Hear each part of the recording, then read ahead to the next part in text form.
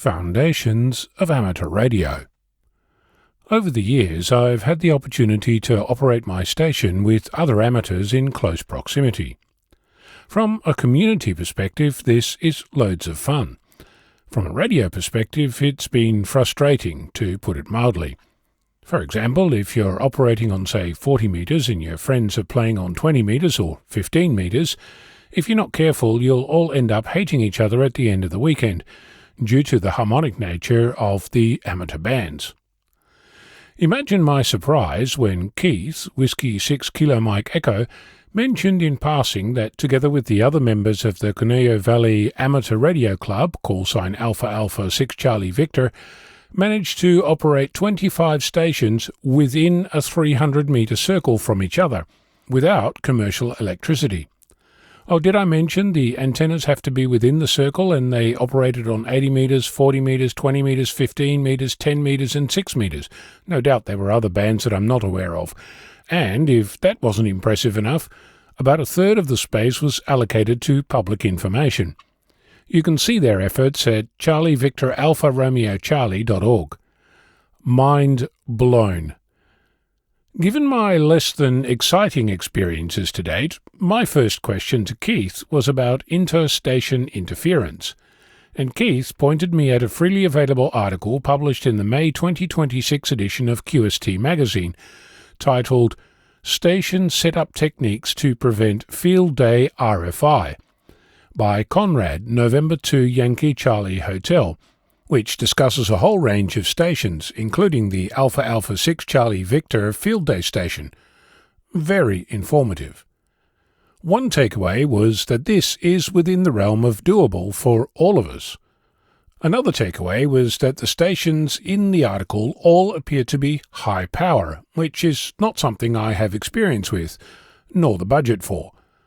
I recalled that my local friends had done some abortive attempts at using so-called coax stub filters, essentially several specific lengths of coax that act as filters at particular frequencies, either to pass that frequency so you can hear it, or to block the frequency so you don't hear it.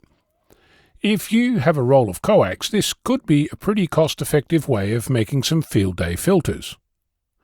Somewhat tangentially, the other day I was having a conversation with a friend about technology in the world. We're both of similar age, and memories of Commodore VIC-20, MOS Technologies, bulletin boards and serial port multiplexers punctuated our discussion. At one point, my friend commented on the vast knowledge and expertise held by a respected colleague, the implication being that we did not fall into that category. Given that we just spent the better part of 90 minutes discussing technology going back multiple decades and their impact in the world today, I pointed out that we too fell into that, quote, expert, unquote, category. It's funny, even though I've been in computing for over 40 years and written over 780 articles on the topic of amateur radio, I don't particularly think of myself as an expert. I think I know enough to know that there's plenty I know absolutely nothing about, and lots I know enough about to know that I'm dangerous. Imagine my surprise when I searched for RG6 coax stub filters and discovered a post on Hackaday called Coax Stub Filters Demystified.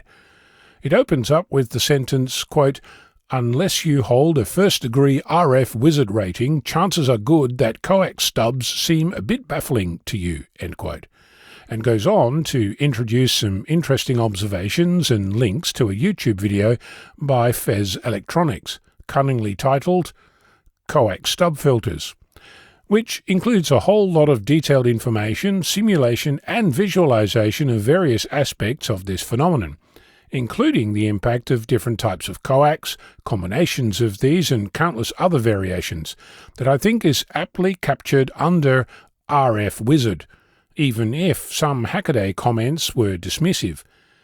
It brings me back to the underlying conversation around expertise. Everyone brings their own journey to this hobby.